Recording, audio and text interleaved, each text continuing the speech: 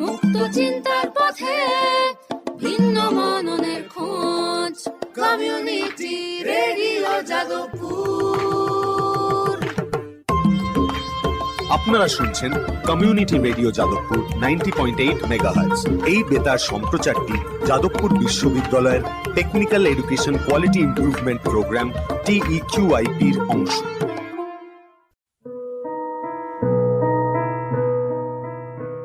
যাদবপুর বিশ্ববিদ্যালয় ও ইংল্যান্ডের স্যালফোর্ড বিশ্ববিদ্যালয়ের যৌথ উদ্যোগে আমাদের নতুন অনুষ্ঠান জিনের আলোয় দেখেছিলেন। এই অনুষ্ঠানে আপনারা শুনবেন আমাদের শরীরে জিন নিয়ে নানান তথ্য বিশ্লেষণ ও আলোচনা। জিন কি, কত রকমের, কিভাবে তারা কাজ করে, আমাদের দেহের জিনগত চরিত্র জানা কেন জরুরি, রোগ প্রতিরোধে তা কিভাবে সাহায্য করে, এ বিষয়ে দুনিয়ায় কি গবেষণা ও উদ্ভাবন হচ্ছে, জেনেটিক কাউন্সেলিং কখন দরকার হয়, এসব আলোচনা আপনারা শুনতে পাবেন অনেকগুলি পর্ব জুড়ে প্রতি সোমবার বেলা 3:30। বিশেষ নজর থাকছে জিনবাহিত চোখের অসুখ গ্লকোমায়, যার কারণে আমাদের দেশে এই মুহূর্তে 1 কোটির উপর মানুষ অন্ধ বা অন্ধ হতে চলেছেন। আলোচনায় থাকছেন বিজ্ঞানী, অধ্যাপক, গবেষক, জেনেটিক কাউন্সেলর, চক্ষুরোগ বিশেষজ্ঞ, সমাজকর্মী, সর্বোপরি সেই সব মানুষ যারা গ্লকোমায় আক্রান্ত। শুনুন জিনের আলোয় দেখেছিলেন প্রতি সোমবার বেলা 3:30। জানুন কোন সে জিন ভূতের মতো ভর করে আছে আমাদের শরীরে। ভূতের কথা জানলে যদি সাবধান হই বর্তমানে, লাভবান হই ভবিষ্যতে, ক্ষতি কি?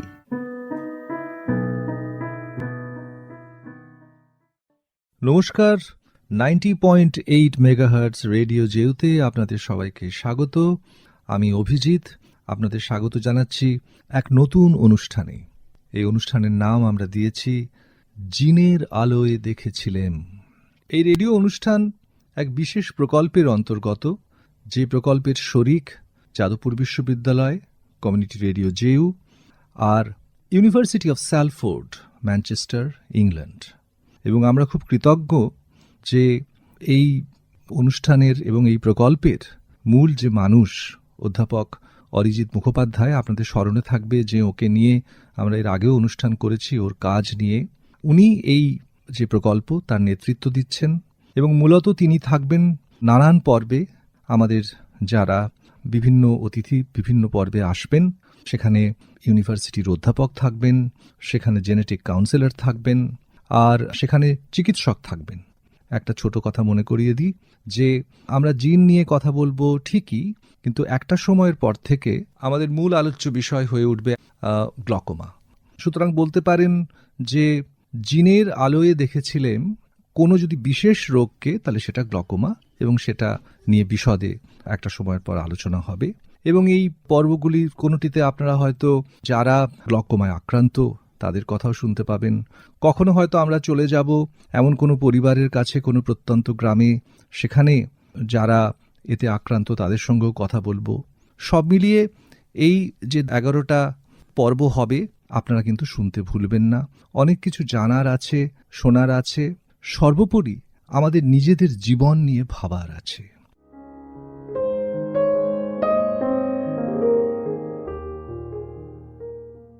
নমস্কার, আপনাদের সবাইকে স্বাগত এই অনুষ্ঠানে, যার নাম জিনের আলোয় দেখেছিলেন। আমার নাম প্রফেসর অরিজিৎ মুখোপাধ্যায়। আমি ইংল্যান্ডের স্যালফোর্ড বিশ্ববিদ্যালয়ে অধ্যাপনা করি জেনেটিক্স নিয়ে। আমার সাথে আছেন ডক্টর মৈনাক সেনগুপ্ত। উনি কলকাতা বিশ্ববিদ্যালয়ের জেনেটিক্স ডিপার্টমেন্টে অধ্যাপনা করেন। উনি আজকে আমাদের রিসোর্স পার্সন এক্সপার্ট হিসেবে এসছেন। আমরা দুজনে একজন আরেকজনকে অনেকদিন ধরে চিনি। আমরা দুজনেই জেনেটিক্সের উপরে পিএইচডি করেছি রিলেটেড বিষয় নিয়ে। তো আমরা আজকে একটা কথোপকথনে আসছি যে জিন বিষয়টা কি। মৈনাক, একটু যদি ইন্ট্রোডাকশন দিয়ে দাও তোমার। থ্যাংক ইউ অরিজিৎ দা। প্রথম যেটা বলি সেটা হচ্ছে জিন বিষয়টা কি। সেটা যদি আমি পুঁথিগত ডেফিনেশন বলি তাহলে সেটা পরীক্ষায় মার্কস পাওয়ার জন্য ভালো, কিন্তু বোধগম্য হওয়ার জন্য ভালো না। তো জিন বিষয়টা কি অলমোস্ট একটা গল্পের মতন।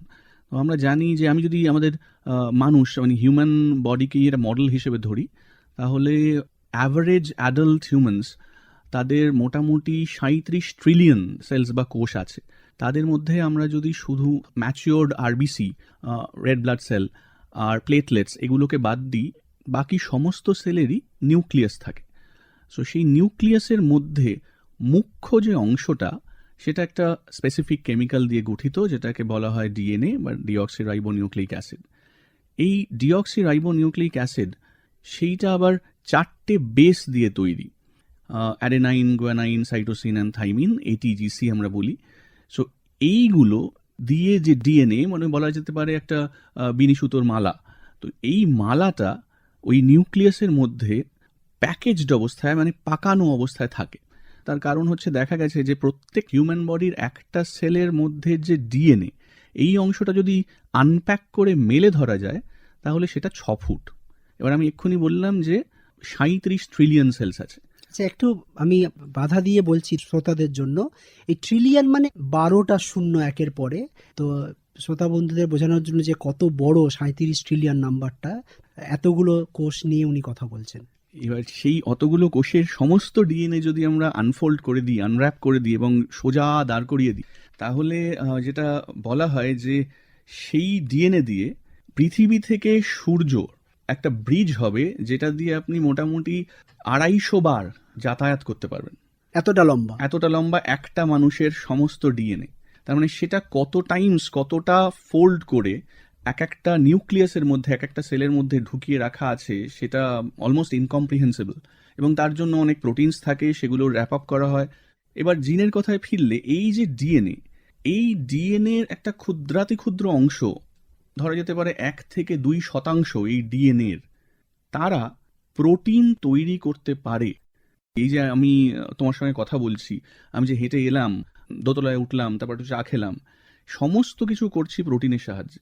এই যে ডিএনএর যে ছোট অংশটা এই প্রোটিনগুলোকে তৈরি করতে পারে, তাদেরকেই জিন নাম দেওয়া হয়েছে। এই নাম কোত্থেকে এসছে তার জন্য আমাদের অলমোস্ট 150 বছর পিছনে ফিরতে হবে, সেটা আমরা পরে আসছি। এবার ডেফিনেশন হিসেবে ভাবলে, তার মানে ডিএনএর যে অংশটা প্রোটিন তৈরি করে তাকেই আমরা জিন বলছি। তারপরে আরো অনেক রাস্তা বেরিয়েছে আমাদের সামনে, অনেক কিছু উন্মোচিত হয়েছে, যেখানে এই ডেফিনেশনটাই যে একদম মেনে নেওয়ার মতন সেটা নয়। সেখানেও আমরা আস্তে আস্তে আলোচনায় নিশ্চয়ই ঢুকবো। কিন্তু এই শুধু যদি আমরা আপাতত ভাবি যে ডিএনএ যে অংশটা প্রোটিন তৈরি করে, তাহলে সেটা কতগুলো সেরকম জিন আছে, মোটামুটি জানা যায় যে অ্যারাউন্ড 19 to 23,000 জিনস, শুধু যেগুলো প্রোটিন কোড করে সেই রকম অংশ 19,000 থেকে 23,000 আমাদের সেলের মধ্যে আছে। এটা তো আমরা মানুষের বুঝলাম যে এত একটা বিশাল পরিমাণ ডিএনএ আছে, যার মধ্যে প্রায় 20 থেকে 23,000 জিন আছে। তো এই জিন বা এই ডিএনএ কি শুধু মানুষের মধ্যেই আছে, না সমস্ত প্রাণী যাদেরই প্রাণ আছে তাদের সবার মধ্যে আছে? এটাকে মোটামুটি বলা যেতে পারে যে প্রাণকে ইকুইভ্যালেন্ট করে দেওয়া যেতে পারে ডিএনএর সঙ্গে বা জিনের সঙ্গে। মানে প্রাণ থাকলে ডিএনএ থাকতেই হবে, এবং সেটা কারণ প্রাণ আসছেই বিকজ অফ জিনস। জিনস না থাকলে সেটা সম্ভব নয়। এবং সেটা শুধুমাত্র যে প্রাণী নয়, ওই প্রাণী এবং নন লিভিং তাদের মধ্যেখানে যে অংশ, যেটা নিয়ে আমাদের 2020 সালে সমস্ত বিশ্ব কেঁপে উঠেছিল, ভাইরাস, তার মধ্যেও এই ডিএনএ এবং জিনস আছে। আচ্ছা, তো সমস্ত যাদেরই প্রাণ আছে তাদের মধ্যেই এই ডিএনএ এবং জিন আছে। এবং বেসিক ফাংশনের কথা বললে যে ডিএনএ থেকে প্রোটিন হয়, সেই জিনিসটাও একই।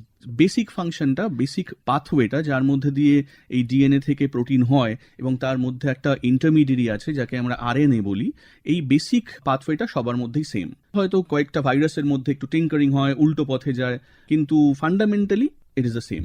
তাহলে এই যে মানুষের যে শরীরে কতটা ডিএনএ আছে এবং তাতে কত হাজার জিন আছে একটা ধারণা দিলে, তাহলে এই কি মানে একটা ডিএনএর যে একটা সিকোয়েন্স, একটা যে লম্বা সুতোর মতো, সেখানে কি পুরোটাই জিনে ঠাসা থাকে? সব প্রাণীরই কি একই রকম, নাকি কারুর বেশি ঠাসা থাকে, কারুর কম ঠাসা থাকে?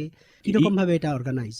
এটা একটা অত্যন্ত গুরুত্বপূর্ণ প্রশ্ন। কারণ ওই যে আমি বললাম যে আমি যদি শুধু মানুষের কথা ভাবি আপাতত, তাহলে তার টোটাল যে ডিএনএ, তার 2% প্রোটিন তৈরি করে। তাহলে এই যে 98% সেটা করেটা কি? এটা নিয়ে প্রচণ্ড ভেবে লোকজন খুব ফ্রাস্ট্রেটেড হয়ে, আমি বলবো 1972 সালে, ইফ আই রিমেম্বার কারেক্টলি, সুসুমো উনো নামে এক সায়েন্টিস্ট এই যে বাকি 98% নাম দিয়েছিলেন জাঙ্ক ডিএনএ। তো ইউ ক্যান আন্ডারস্ট্যান্ড জাঙ্ক, তার মানে তারা বলতে চেয়েছিলেন যে মোস্ট প্রবাবলি এগুলো কোনো কাজ করে না। তো সেটা কেন আছে যে এই যে এতটা যে সেলের ধারণ ক্ষমতা, এক্ষুনি বললাম most probably 74 billion kilometre long এই একটা ডিএনএ একটা মানুষের। তো সেইটাকে সেলের মধ্যে প্যাক করে রাখা, যেখানে মাত্র 2% থাকলেই কাজ হয়ে যেত, তাহলে কেন রাখবে? সেইটা আমরা 2012 সালে একটা উত্তর পাই, যখন একটা প্রজেক্ট হয় যার নাম এনকোড, নিশ্চয়ই আমাদের আলোচনায় সেটা পরে উঠে আসবে।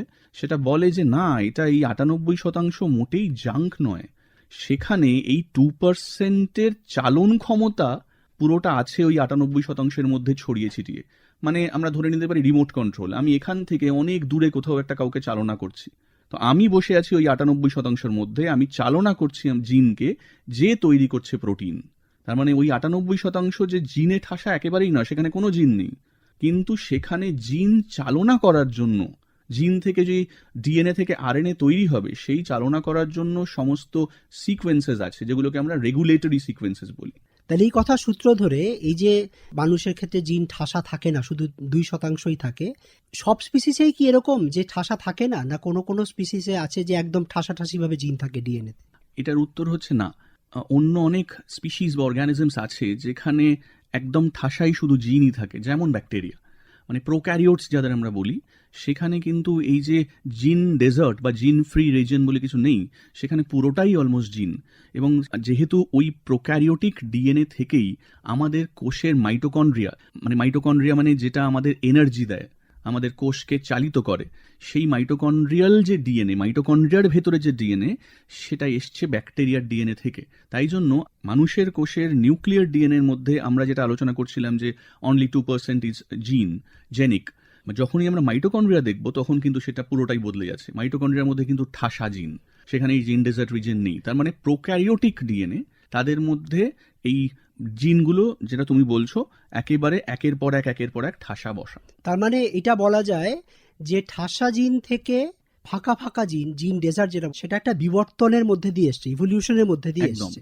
সেটা একটা বিবর্তনের মধ্যে দিয়ে এসছে, এবং তার কারণও আছে যে কেন সেই বিবর্তনের মধ্যে দিয়ে এই জিনিসটা এসছে।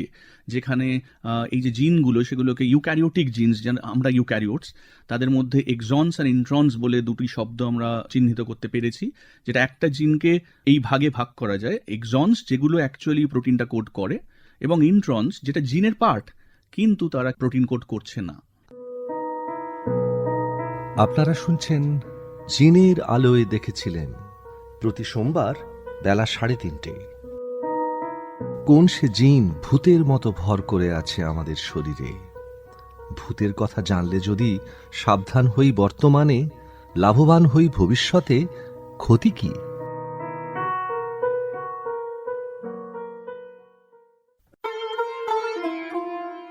মুক্ত চিন্তার পথে ভিন্ন মননের খোঁজ, কমিউনিটি রেডিও যাদবপুর। আপনারা শুনছেন কমিউনিটি রেডিও যাদবপুর 90.8 মেগাহার্টজ। এই বেতার সম্প্রচারটি যাদবপুর বিশ্ববিদ্যালয়ের technical education quality improvement program TEQIP-র অংশ। আমরা যে আলোচনা করছিলাম যে জিন ঠাসা বিবর্তনের প্রথম দিকে ছিল, যত আমরা বিবর্তিত হতে লাগলাম তত আমাদের জিন ডেজার্ট জায়গা বাড়তে থাকলো, ডিএনএর লেংথ বাড়তে থাকলো, কিন্তু জিনের সংখ্যা অত বাড়লো না।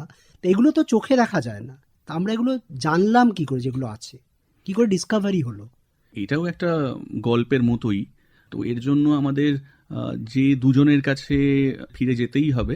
তার মধ্যে একজন হচ্ছেন একজন অস্ট্রিয়ান মঙ্ক, যিনি জিন সম্পর্কে অলমোস্ট না জেনে একটা আমাদের জেনেটিক্সের যে ফর্মুলা, যার ওপর ভিত্তি করে সমস্ত জেনেটিসিস্ট আজও তাদের কাজ চালিয়ে যাচ্ছে, সেটা উনি আমাদের দিয়েছিলেন।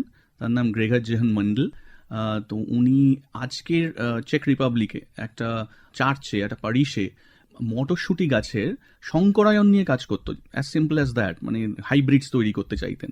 আরেকজন হচ্ছেন চার্লস ডারউইন, যিনি বিবর্তন যে তুমি বলছো, সেই বিবর্তনবাদ এসছেই চার্লস ডারউইনের হাত ধরে। তো উনি মোস্ট প্রবাবলি 1838 সালে ওনার বিবর্তনবাদ থিওরিটা দেন, কিন্তু তখন ওনার হাতে খুব প্রুফ কিছু ছিল না। তারপর উনি ওই HMS বিগল, ফেমাস গল্প যে উনি জাহাজে করে গ্যালাপাগোস আইল্যান্ডে যান এবং সেখানে কিছু পাখির ঠোঁট থেকে উনি আমাদের বিবর্তনবাদের গল্পটা দেন।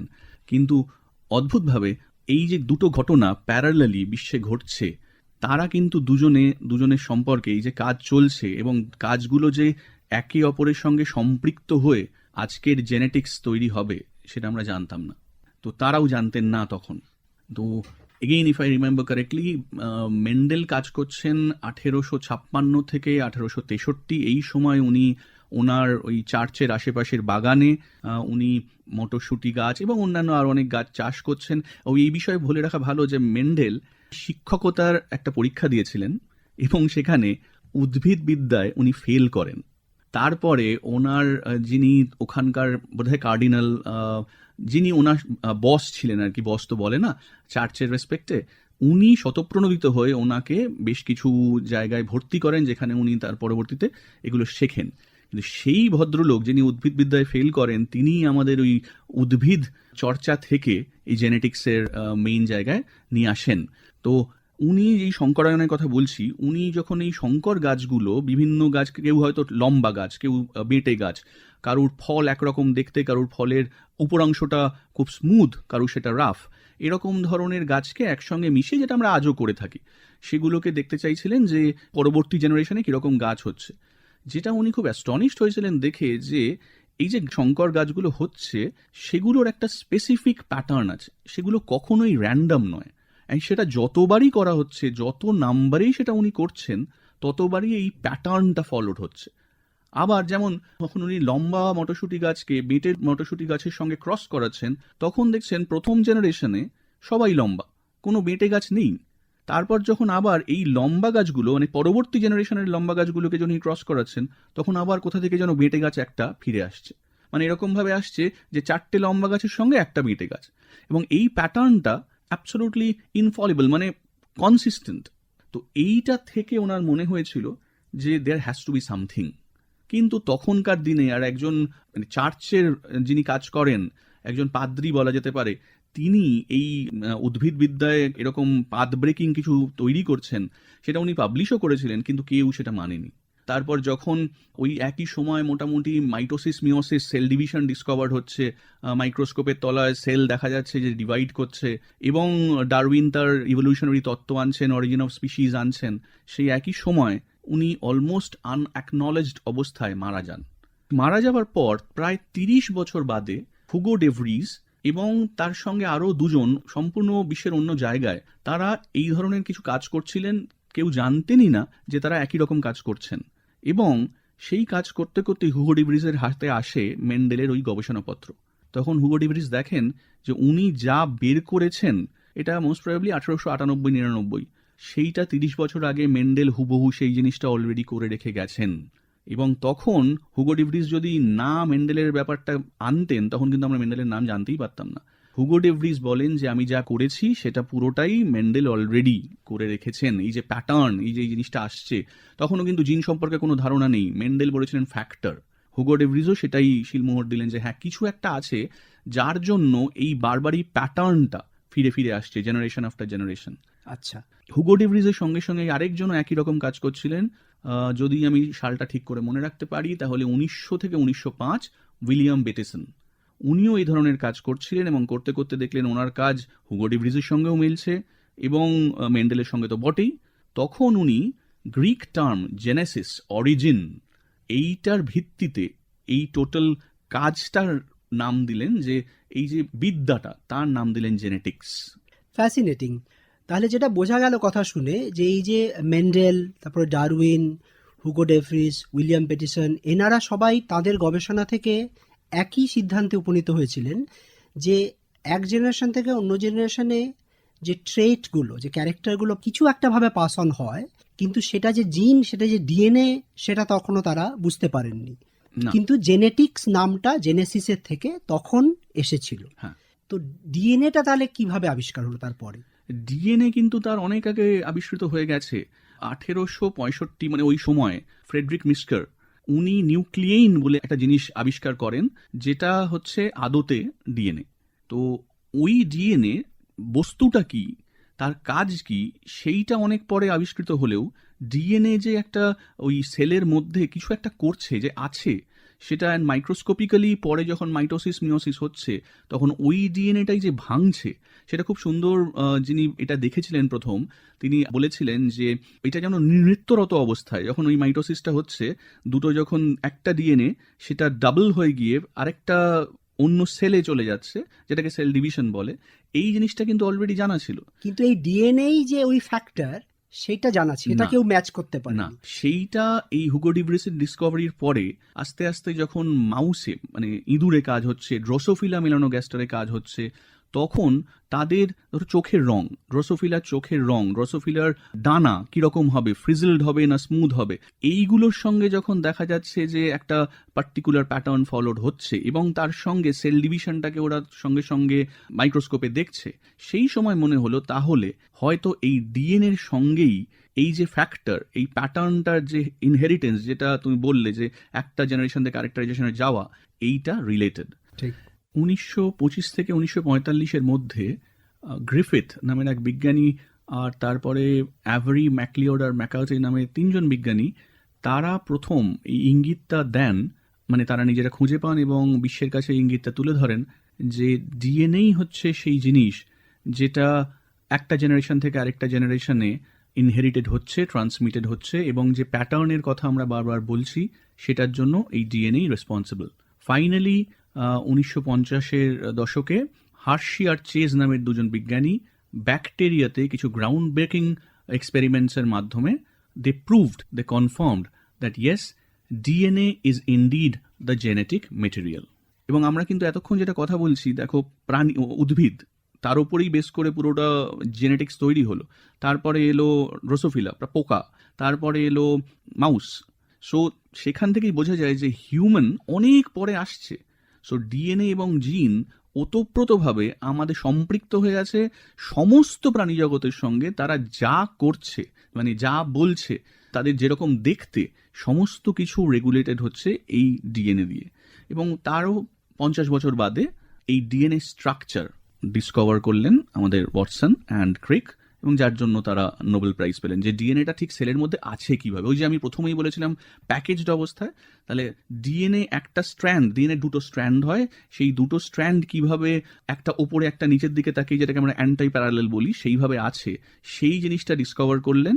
এবং তারপরেই সমগ্র জেনেটিক্স তার একটা নতুন দিক খুলে গেল, একটা প্যারাডাইম শিফট বলা যেতে পারে, যখন ওয়াটসন ক্রিকের ডিএনএর স্ট্রাকচার ডিসকভার করা হলো। ওয়াটসন ক্রিকের সঙ্গে আমি রোজালিন ফ্র্যাঙ্কলিনের নামটাও আমি নিতেই ইনক্লুড হবে। করতে চাইবো।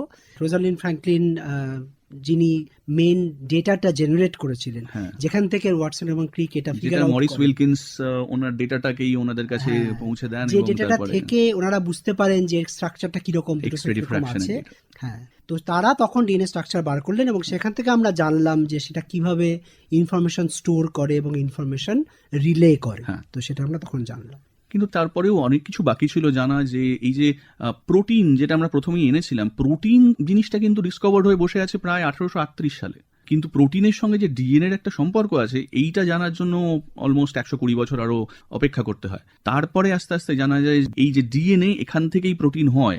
তখন ওই ডিএনএ যে অংশগুলো থেকে প্রোটিন হয় তাদের জিন নামকরণ করা হলো জেনেটিক্স থেকে। তারপরে এলো আরএনএ, যে না, ডিএনএ থেকে যে সরাসরি প্রোটিন হচ্ছে তা না, ডিএনএ থেকে আগে আরএনএ একটা ইন্টারমিডিয়েট হয়, তারপরে প্রোটিন হয়। এই টোটাল থিওরিটার নাম দেওয়া হলো সেন্ট্রাল ডগমা অফ জেনেটিক্স। মানে ডিএনএ থেকে আরএনএ হবে, আরএনএ থেকে প্রথমে ডিএনএ ডাবলিং হবে সেল ডিভিশনের সময়, ডিএনএ থেকে আরএনএ হবে, যেটাকে আমরা ট্রান্সক্রিপশন নাম দিয়েছি, এবং সেই আরএনএ থেকে প্রোটিন তৈরি হবে, যেটা ট্রান্সলেশন। এই প্রোটিনটাই আমরা বলেছিলাম যে 2% of the total DNA is the জিন।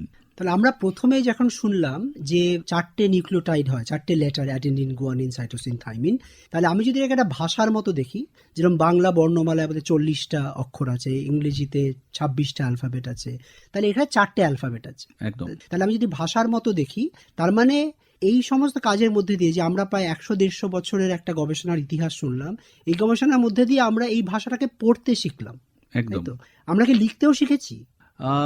মানে যখন আমরা পড়তে শিখছি, তার সঙ্গে সঙ্গেই আমাদের লিখতে শেখাটাও প্যারালালি চলে আসছে, কারণ আমরা লিখতে লিখতেই এখানে পড়তে শিখেছি, যেটার নাম হচ্ছে সিকোয়েন্সিং। অথবা আমাদের যদি পড়তে হয়, এই যে এটিজিসির যে বর্ণমালা, সেটাকে পড়তে গেলে আমাদের আগে জানতে হবে। এই জানাটা ওই এগেইন ফ্রেডরিক স্যাঙ্গার, একজন মানে মহাপুরুষ, তার হাত ধরে আমরা বর্ণমালাগুলোকে প্রথমে জানতে শিখলাম। জানতে শেখা মানে কিন্তু লিখতে, মানে আমি জানছি লিখে লিখে, আচ্ছা এখানে একটা এ আছে, তারপর একটা টি আছে, এই লেখার পরেই এলো পড়া। মানে এখানে ঠিক পড়ার পরে লেখা নয়, ওই লেখাটা যখন জানতে পারা গেল তারপরেই আমরা পড়াটা শুরু করলাম। এবং যখন এই পড়াটা শেষ হলো সেটা হচ্ছে, if I am not wrong, 2003 সাল। 1990 সালে, সেটা আমি মানুষের রেসপেক্টে বলছি, যে মানুষের এই টোটাল ডিএনএ পড়ার কাজ শুরু হলো এবং 2003 সালে প্রথম ড্রাফট বেরোয়। এবং তুমি যেটা বললে, যেটা তো একটা বইয়ের মতন, যখন প্রথম ড্রাফটটা বেরোয় তখন অ্যাকচুয়ালি এখনও একটা লাইব্রেরিতে থরে থরে সেই বইগুলো সাজানো আছে, যেই বইতে শুধুমাত্র এই বর্ণমালাগুলোই পরপর লেখা। মানে এই টোটাল ডিএনএটা আমাদের সেলের মধ্যে, নিউক্লিয়াসের মধ্যে ক্রোমোজোম হিসেবে আছে। এই প্রত্যেকটা ক্রোমোজোম, আমাদের যেমন 23টা ক্রোমোজোম, সেরকম 23 সেট বই আছে যেখানে শুধু এটিজিসি করে লেখা আছে। ঠিক আছে, এই পর্ব শেষের পথে আমি শুধু এই যে মহাপুরুষের নাম তুমি নিলে, ফ্রেডরিক স্যাঙ্গার, শুধু একটা লাইন শ্রোতাদের জন্য যোগ করে দিই। ইনি সত্যিই মহাপুরুষ, বিশেষ করে এই ফিল্ডে। ইনি 2টো নোবেল প্রাইজ পেয়েছেন ওনার কাজের জন্য। তো কয়েকজনই বিজ্ঞানী আছেন ইতিহাসে আমাদের যারা একাধিক নোবেল প্রাইজ পেয়েছেন, ফ্রেডরিক স্যাঙ্গার তাদের মধ্যে একজন। আমরা খুব সঠিকভাবেই এই পর্বের শেষে মানুষের কথায় আবার ফিরে চলে এলাম।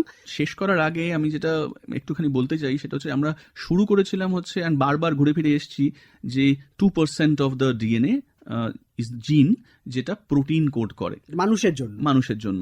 কিন্তু যেটা এখন জানা গেছে যে এই 2% এর বাইরেও জিনস আছে যেগুলো প্রোটিন কোড করে না। এখন তাহলে তো খুব মুশকিল হলো, মানে প্রোটিন কোড করে না কিন্তু তাকে জিন কেন বলছি? কারণ সেই জিনগুলো আরএনএ কোড করে, মানে আরএনএ তৈরি করে যে ইন্টারমিডিয়েরিটা, কিন্তু সেই আরএনএ থেকে কোনো প্রোটিন হয় না। তাহলে সেই আরএনএর কাজ কি? সেই আরএনএগুলো এখন দেখা যাচ্ছে যদি না থাকে, আমাদের পরবর্তীতে আলোচনায় সেগুলো আসবেই, সেই আরএনএর সঙ্গে ক্যান্সার এবং আরও অনেক ডিফারেন্ট টাইপের ডিজিজ ওতপ্রোতভাবে জড়িয়ে। কারণ সেই আরএনএ থেকে কিন্তু কোনো প্রোটিন তৈরি হচ্ছে না, কিন্তু সেই আরএনএর অসম্ভব ইম্পর্টেন্স আছে সেলের মধ্যে। তো এগুলোর একটা এক্সাম্পল ধরুন লং নন coding RNA plus tRNA, rRNA, যে সেন্ট্রাল ডগমা বললাম, তাতে টিআরএনএ আর আরআরএনএর একটা মুখ্য ভূমিকা আছে, কিন্তু তারা কিন্তু কোনো প্রোটিন তৈরি করে না। তো এই আরএনএগুলোর যে জিনগুলো থেকে তৈরি হয়, সেই জিনগুলোকে যদি ধরা হয় তাহলে এস্টিমেটেড, এখন মনে আছে আমি বলেছিলাম 19,000 থেকে 23,000, এখন দেখা যাচ্ছে একটা এস্টিমেটেড সংখ্যা অলমোস্ট 75,000 জিন আমাদের আছে। অতএব এইটা প্রতিদিন বাড়ছে, প্রতিদিন আমাদের জেনেটিক্স সম্পর্কে ধারণা নতুন নতুন করে উন্মোচিত হচ্ছে। আমরা কালকে হয়তো জানতে পারবো আরও অনেক বেশি জিন আছে। অনেক ধন্যবাদ মৈনাক। শ্রোতাদের মনে করিয়ে দিই, আজকে আমরা আলোচনা করলাম ডক্টর মৈনাক সেনগুপ্তর সঙ্গে। আমরা আলোচনা করলাম জিন তত্ত্ব কী, জিন কাকে বলে, জিনের সাথে ডিএনএ সম্পর্ক কী, কোষের সম্পর্ক কী, প্রাণের সম্পর্ক কী, কীভাবে সেটা বিবর্তন হয়েছে, এগুলো নিয়ে আমরা আলোচনা করলাম। খুব যথাযথভাবেই আমরা শেষ করলাম মানুষের শরীরের জিন নিয়ে। আমরা দ্বিতীয় পর্বে মৈনাকের সাথেই আলোচনা করব, শুধুই মানুষের ব্যাপারে ফোকাস করে। দ্বিতীয় পর্বে আবার দেখা হবে। প্রথম পর্ব এখানেই শেষ হলো। আমি অরিজিৎ, নমস্কার। নমস্কার। দূরে সে পাশে বসে, পায়ে পায়ে কখনো চলে যায় দূর।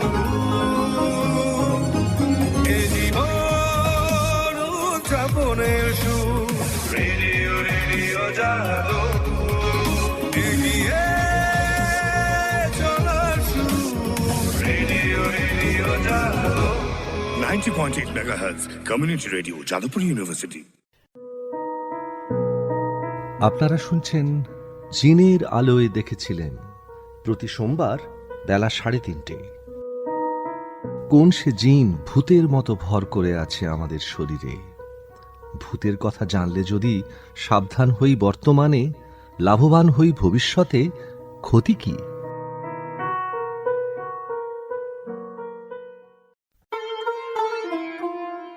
মুক্ত চিন্তার পথে ভিন্ন মননের খোঁজ, কমিউনিটি রেডিও যাদবপুর। আপনারা শুনছেন কমিউনিটি রেডিও যাদবপুর 90.8 মেগাহার্টজ। এই বেতার সম্প্রচারটি যাদবপুর বিশ্ববিদ্যালয়ের technical education quality improvement program TEQIP-র অংশ।